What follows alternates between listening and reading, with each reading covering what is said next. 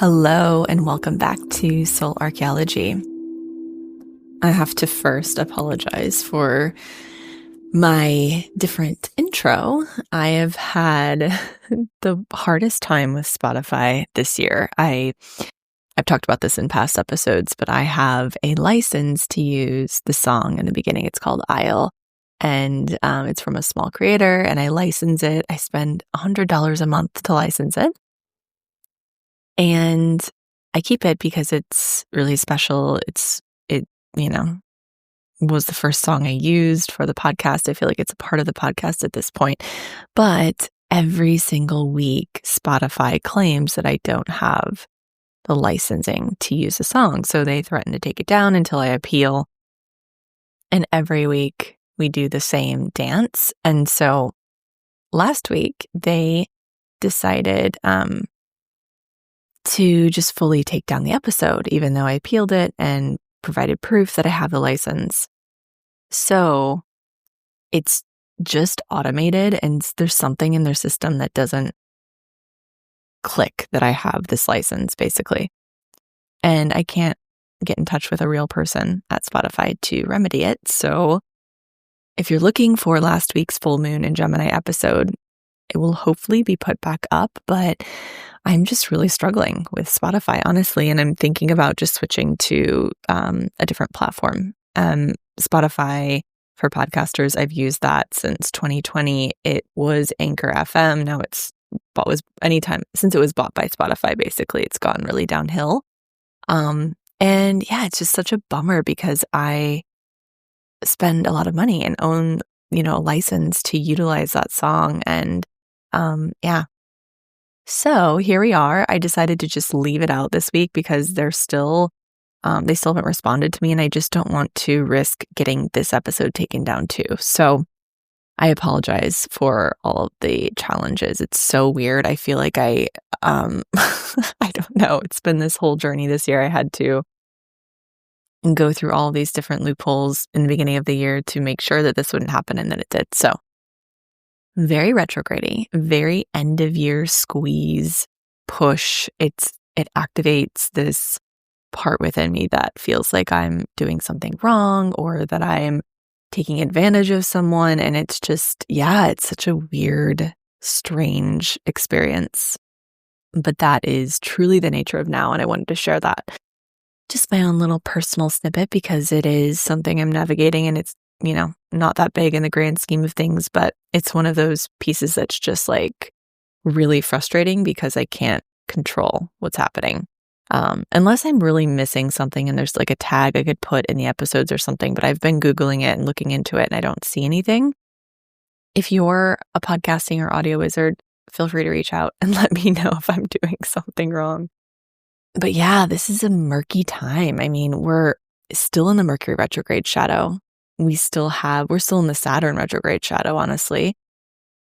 Neptune is going direct this week, but we're in the last push. And it's such a potent time. I've talked a lot about this. I've talked about this for years, honestly, but 2025 is such a threshold year.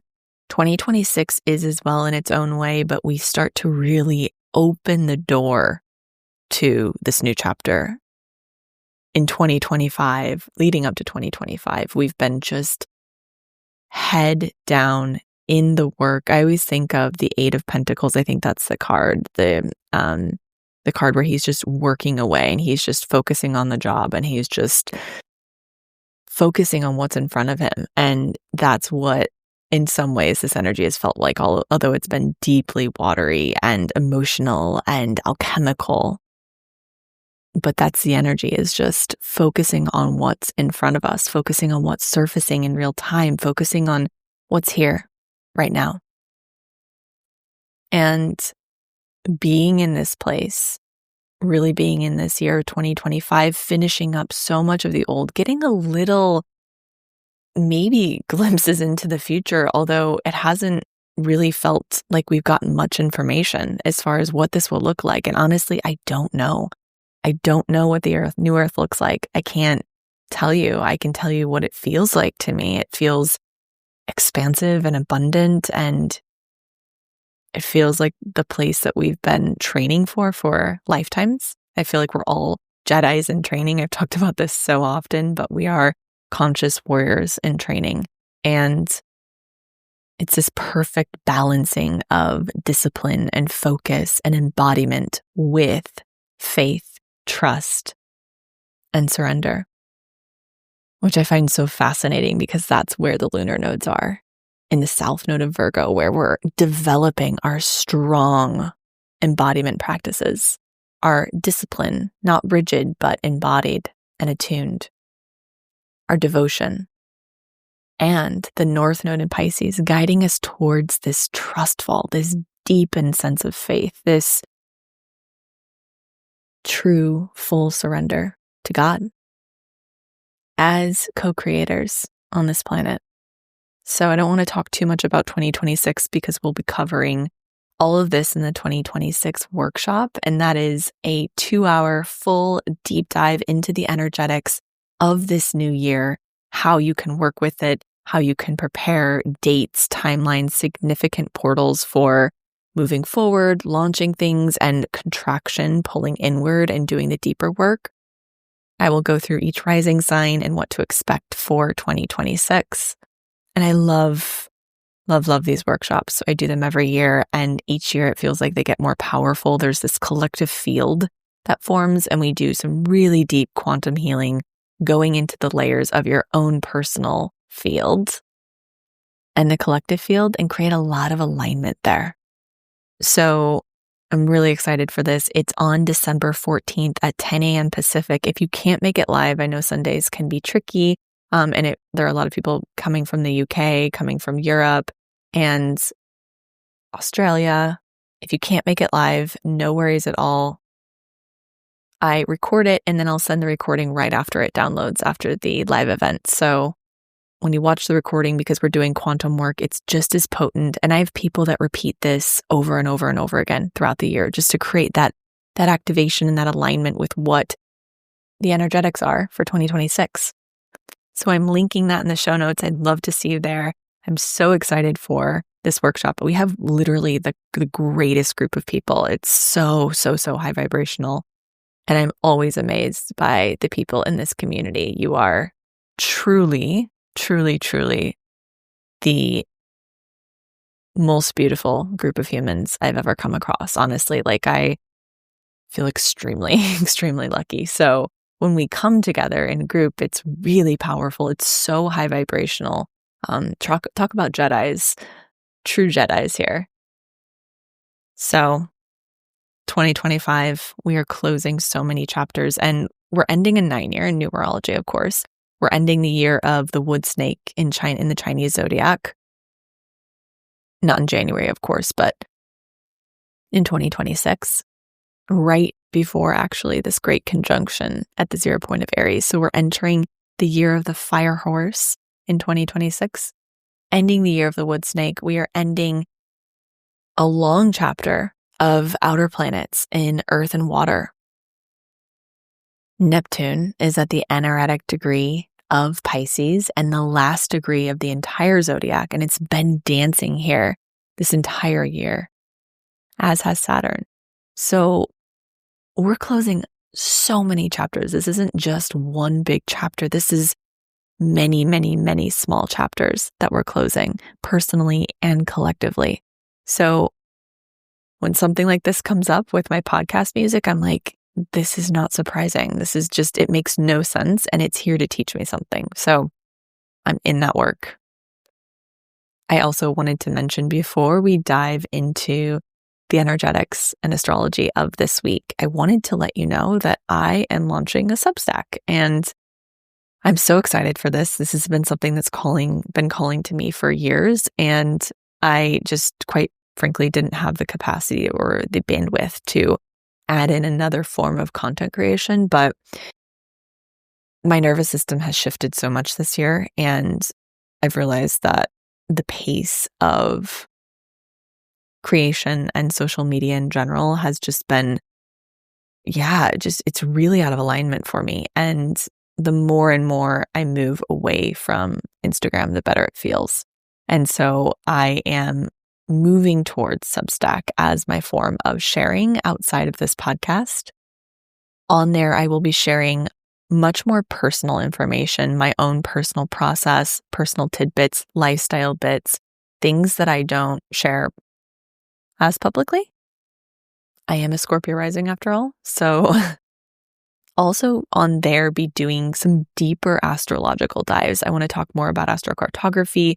It's just a better format to go deeper into those layers and things that we can't cover on this podcast specifically that don't align with the weekly energy. I want to go deeper into some of the asteroids and just pieces and parts that I don't get to cover on here as often. So also, this podcast is free, and I've had 2 business coaches tell me that I need to put it behind a paywall because I don't monetize this podcast at all. And I don't want to do that because I want to keep this data and this information open and accessible to everyone, because not everyone can afford to pay for my private sessions. And I realize that. And although I do scholarships, one of my main things about this work is that I think it should be accessible to everyone. So I don't want to put this podcast behind a paywall for that reason. I don't do advertising or sponsorships, just the personal things that I have affiliate codes for. But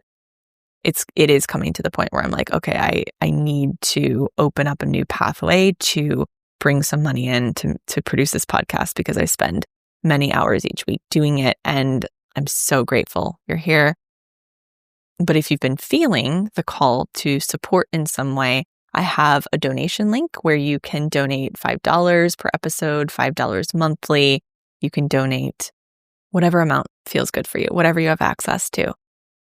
So that's one way, is to just donate. And I will link that in the show notes. It's just a link on my website. And it's weird for me to ask for that, but I also don't want to just put everything behind a paywall and require that anyone pays to listen to that, because it doesn't feel in alignment with me. So the other way you can support Soul Archaeology, if you've found value in the shares, I've had so many people message me and email me and say that this has felt like a personal mentorship for them through the year. And so I'm so happy that it's been impactful. And if it has been, you can also subscribe to my Substack, and it's $8 per month. I'll be providing 2 posts per month that are deep dives, either into something personal I'm navigating or deeper astrological knowledge and wisdom. It's just a space for me to share more in depth and do deeper dives on some of these themes that I'm really passionate about. So I'll be talking about that in future episodes, the donate button or subscribing to Substack. Both of them are ways to support the production of Soul Archaeology and helps me to keep it free and accessible to all. So thank you for being here. Thank you for your support. I just know that this is really going to grow in 2026. So I'm so happy you're here. Now, for the energy of this week. We are still in this initiatory territory. It feels like this sacred pause, this space where we are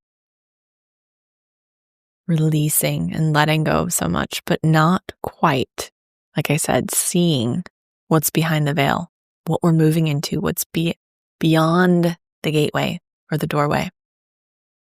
So we're in this maybe uncomfortable space of waiting, of letting go and surrendering so much, but not quite getting the guidance or the roadmap for the next chapter. This week, we have some activating energy. We have Mars square Saturn on December 8th. We have on December 10th, Neptune stationing direct at the anaretic degree of 29 degrees Pisces, the last degree of the entire zodiac. That same day, Mercury opposes Uranus, which is an upgrade for the mind and something that these 2 planets have been dancing through since October. And then on December 11th, Mercury enters Sagittarius. It's still in its shadow, but it's moving into a different octave of that shadow. So this is still a week of reckoning, release, reorientation, reworking. We are not out of the shadowy period. We won't be really until next year because we have Neptune and Saturn still in their shadow. But we are this week also closing the door on that grand trine that we've been in for months now. The grand trine between Jupiter, Saturn, Mercury, Mars. We've been moving through this. It's been directing us towards our emotional alchemy, our power of transmutation, our power of depth and diving into the emotion, acknowledging, working through the emotion, using the emotion as a gateway, a portal, not a closed door or dead end. So on December 8th, we have Mars and Saturn creating this squaring tension. It can feel like friction between desire, Mars, and reality, Saturn. Our willpower, our drive, and our limits. Our momentum and our boundaries. It's kind of a start-stop energy. Mars wants movement, immediacy, action, forward motion. Saturn wants containment and structure, slowness. It evaluates, it asks for discipline, integrity, accountability, planning. When I think about this energy, it feels like this young person who's so excited about this idea that they just had, and they've been thinking about it, half the day, and they're so excited and they are lit up and their life force is activated, and they bring it to a parent, or they bring it to a teacher, or they bring it to someone who will help them facilitate and form the vehicle for this plan or this idea or this dream. And when they get there, there's this sobering, there's this reality check that occurs. All of a sudden, the teacher, Saturn, or the parent, Saturn, starts showing them all the things they need to do in order to make this happen, in order to materialize this idea or this dream. And this is important energy. This is really what we need, especially because Saturn's navigating the last degrees of Pisces. We're working to dissolve illusions. We are working to actually fully embody our potential. Neptune at the last degree of Pisces. We've been in this dreamscape, this dream space since 2011. It's been incredibly powerful because we've been able to expand and inflate our dreams. We've been able to move beyond just the physical. We've been able to dream and to go to truly expand our consciousness. And now we're coming into this realm of reckoning with that, with what is actually available in real time, and aligning our will, our drive, our desires with that. So this energy of Saturn is actually really supportive because it's forcing us to align our daily actions, our disciplines, our rituals, our choices with our dreams. Mars in Sagittarius is ready to adventure. It's ready to move beyond. It's ready to expand. Mars is being ruled by Jupiter right now. Jupiter rules Sagittarius. So there's this incredible expansion potential. There's this desire to break out of something, to liberate ourselves, to move freely. We've been in this deep process within Scorpio season. We've had Mars in Scorpio, Venus in Scorpio, Mercury in Scorpio, the Sun in Scorpio. Mars in Sagittarius wants to break free. It's tired of doing that work. It's tired of having to wait, honestly. But it's being met with Saturn in this space, which is really helpful because we are getting really clear on what's actually practical for this next chapter. And we need this balance of the wild feminine, the creation energy, and the containment, the masculine, this vehicle for that mastery, for that creation, for the things we're wanting to call in and create. This is also, it's not a block or a damper on our desires. It's actually a reality check. And we need these. We need healthy accountability, healthy containment, healthy discipline, and quite frankly, a healthy connection to reality in order to really manifest. So this transit is showing where we have leaks in our energy, where we push from the ego or the wound rather than a true alignment in the heart, where our desire to do something now, our impatience overrides intention and true alignment with timing. It shows where we hold anger or frustration. This is an energy that can bring up anger and frustration. It can bring up our fire, right? Mars in Sagittarius is fiery. It wants to do something now. And Saturn is just tempering it. So, and it's going to feel like old material is blocking you, perhaps. But what's really happening is it is inviting you into a deeper process of discerning what's truly in alignment and what's not. Proper timing, the lessons we still need to integrate before we really materialize or actualize what we're calling in, what we're creating. Next year, I've said this so many times, next year is the year where we create at the speed of light. And we're going to notice where we're creating from because things just start emerging from our beliefs. So it feels like this is a beautiful auditing time. This is a time to audit where we are manifesting from, where our will, our drive, our desires, our ego, our wounds, or our heart are driving. This is a time to audit where we're driving from, who is driving actually. And Mars and Sagittarius can be a little bit of a know-it-all or a teenager even who thinks that they have figured out the world and that they know best. And this is where we have to, in our adult selves, check these parts and say, it is not time for you to drive. You get to just be a teenager. And I have this. I've got this. I'm leading. I know what we need. That's the higher heart. So are you trying to push past a specific lesson? Are you trying to move through something quickly? I'm getting this little ping for me. I have my moon in Sagittarius in the second house. So I'm like, oh, I see how this energy is building for me personally. It's going to ask us where we need more structure, discipline, maturation, devotion, where we can align our daily actions and choices better with what we truly want to call in, what's in true alignment with our hearts.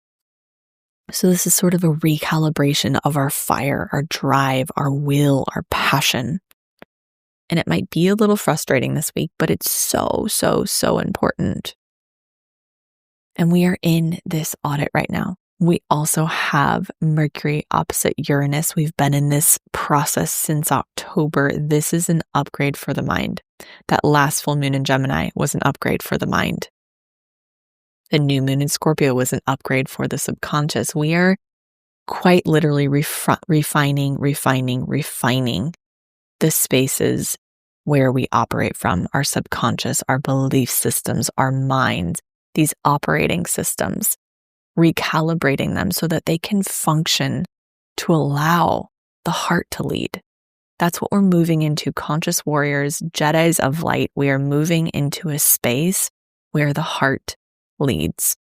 But in order to do that, we have to recalibrate the mind and the subconscious to not see expansion and growth as threat, to not see each other as threat. So we're quite literally switching off our survival programs within our subconscious so that our bodies can soften, our bodies can relax, so that we're not projecting or manifesting from survival, but from the higher heart. This deep, deep, deep rooted faith. North Node in Pisces. So on the 10th, we have Neptune stationing direct. This is going to be profound because this is the last time Neptune will be in Pisces in our lifetime. It takes about 165 years for Neptune to move through the entire zodiac. So it's a slow moving planet. The last time it was here, we were in the Civil War. So this is significant. From now until January 26th, when Neptune moves into Aries, we are closing a 14-year chapter of Neptune in Pisces.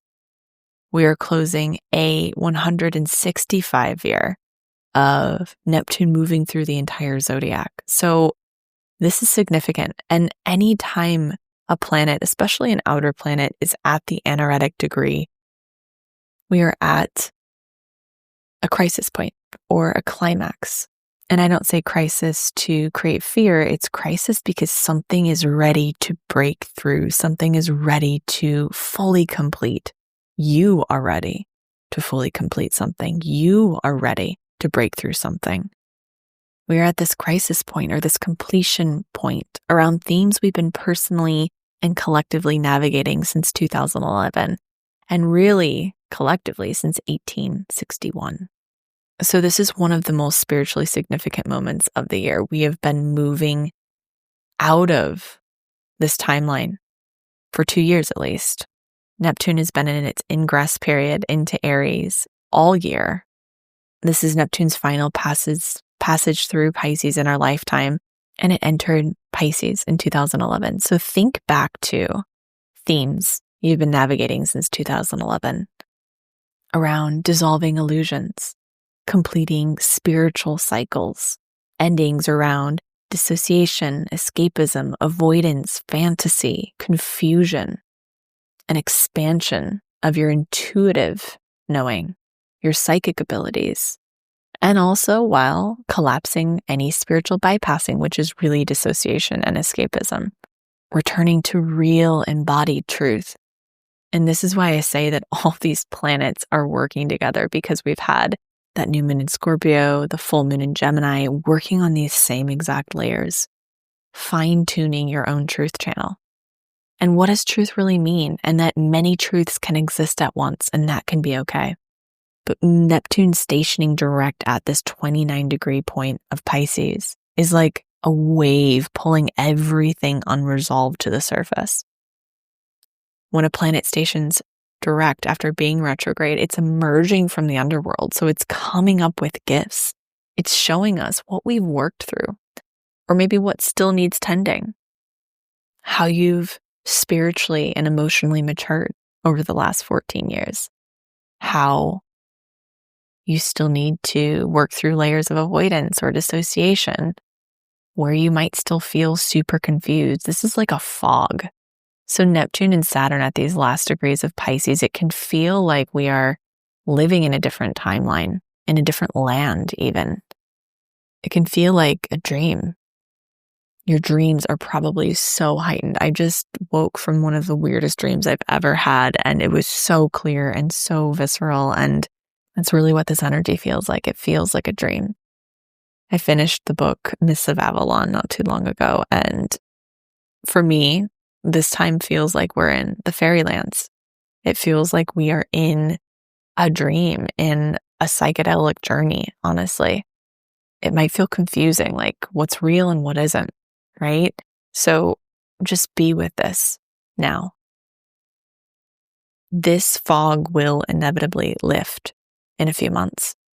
But can you work with what's here, what's available, with this confusion? Can you just maybe let it be there? Can you reckon with your relationship with change, with the unknown? Can we loosen and soften our grip a little bit?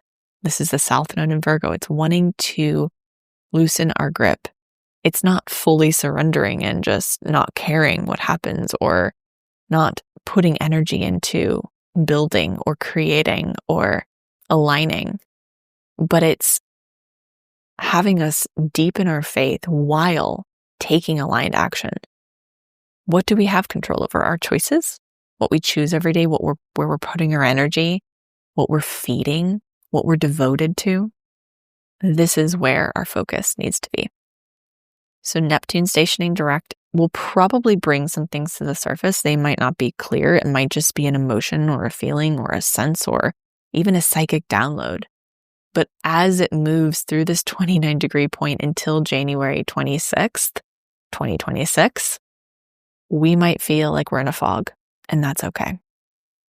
But we'll probably start to get some insights and some downloads. And then that exact day, Mercury is exactly opposite Uranus. And since October, these two have been opposing one another. Mercury is the mind, and Uranus is the higher mind. So these two together, Uranus is plugging into Mercury and saying, let's upgrade you.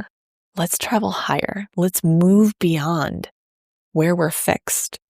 We have Mercury in Scorpio and Uranus in Taurus.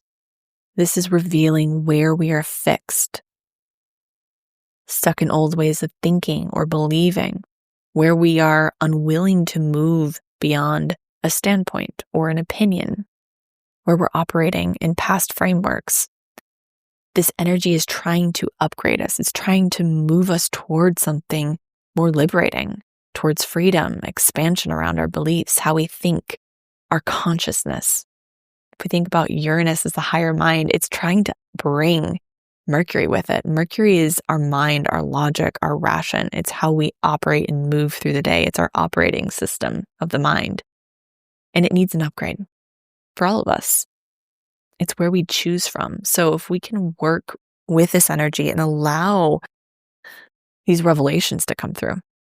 Uranus is fast and quick and it's abrasive and it can be a little shocking. So there might be shocks and revelations that come through this week.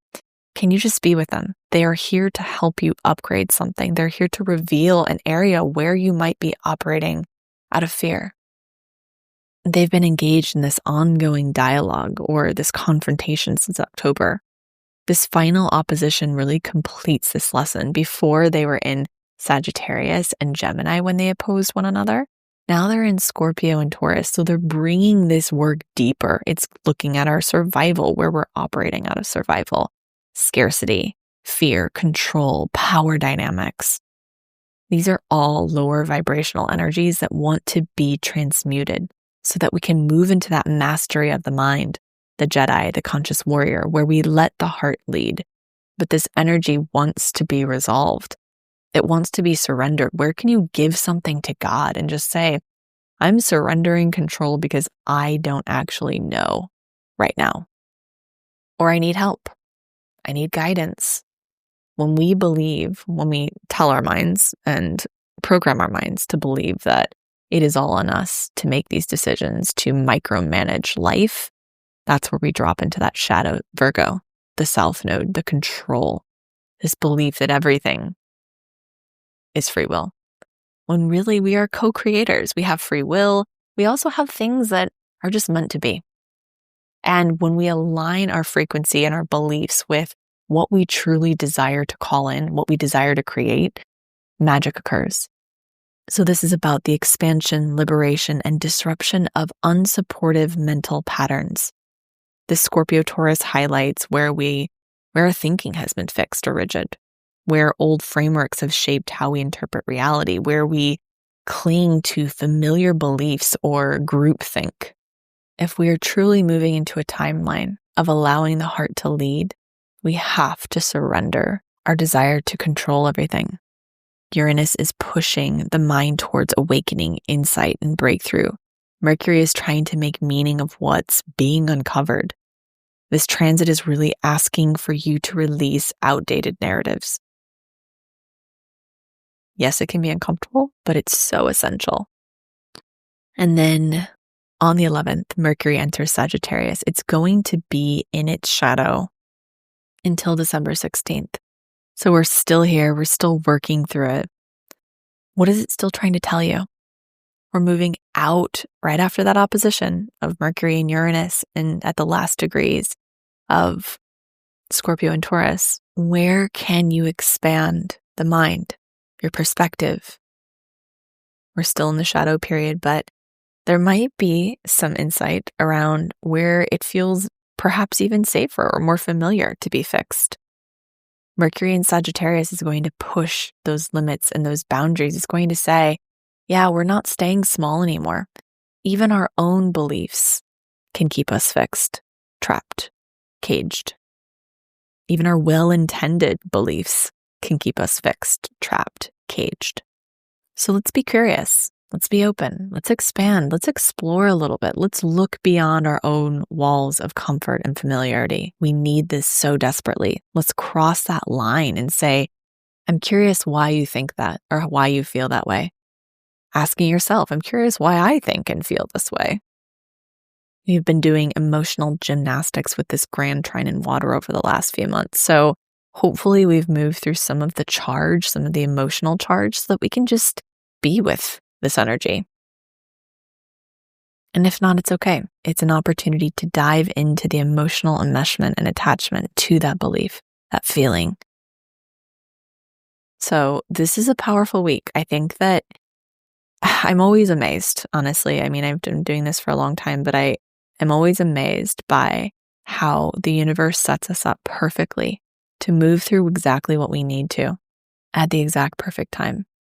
And I know it can feel like there are just constant waves of these intense energies, but we're being prepped and primed for something we've never come up against as humans.